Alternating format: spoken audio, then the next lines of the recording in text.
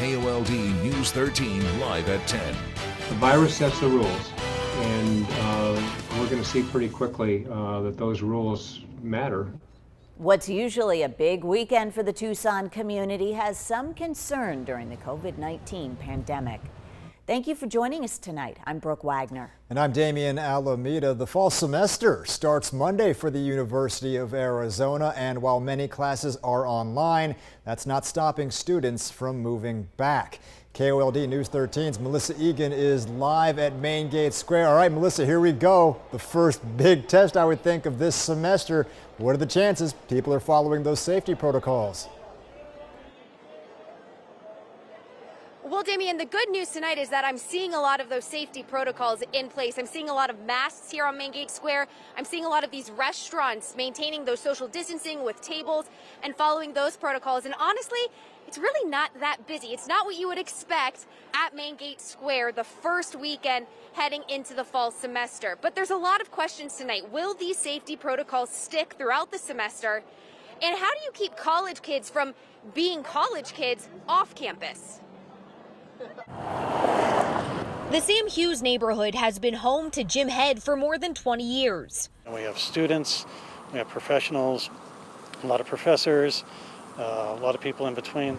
Being close to campus has always been a perfect location, but with thousands returning to the University of Arizona. I think it's an accident waiting to happen. Tucson City Councilman Steve Kozachik says surrounding streets in the handful of neighborhoods are filled with some fear. There are examples all over the place already of kids gathering up, not masking up in big groups, and just not taking this seriously. Both Governor Doug Ducey. Yes, I do have concerns. College kids do like to socialize and do like to get together. And President Dr. Robert Robbins. If we have major outbreaks, that's what'll get us. It's human behavior. Sharing similar concerns with off-campus compliance. Nearly half of the COVID-19 cases in the state and in Pima County are among those who are 20 to 44 years old, but hospitalizations tend to hit the older population. Even though they may not wind up on a ventilator, they may not wind up in the hospital or in an ICU, it's their next door neighbors. And that brings us back to the 2,700 homes in Sam Hughes, where the neighborhood association is working with the university to share a safety message while keeping an eye out for any problems. Where people will say, hey, there was this party going on, and there must have been 50 people there, or there must have been 20 people there. Being a good neighbor, he says, others hoping Wildcats will do the same. If you come into this community and you're ignoring those guidelines, my message to TPD is, and will continue to be, go in and take this seriously and shut down those parties and start issuing citations immediately.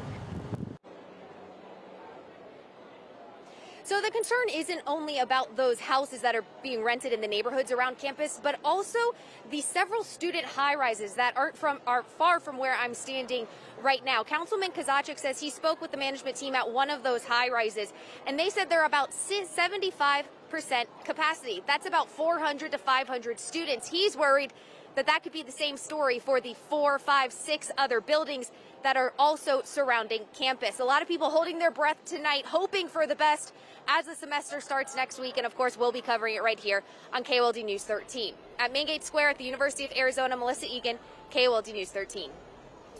And tonight, the university tells us they have tested almost 6,500 returning students and staff for the virus.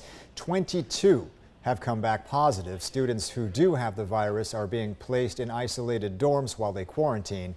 University officials have said that if the spread spikes too high, classes could be moved entirely.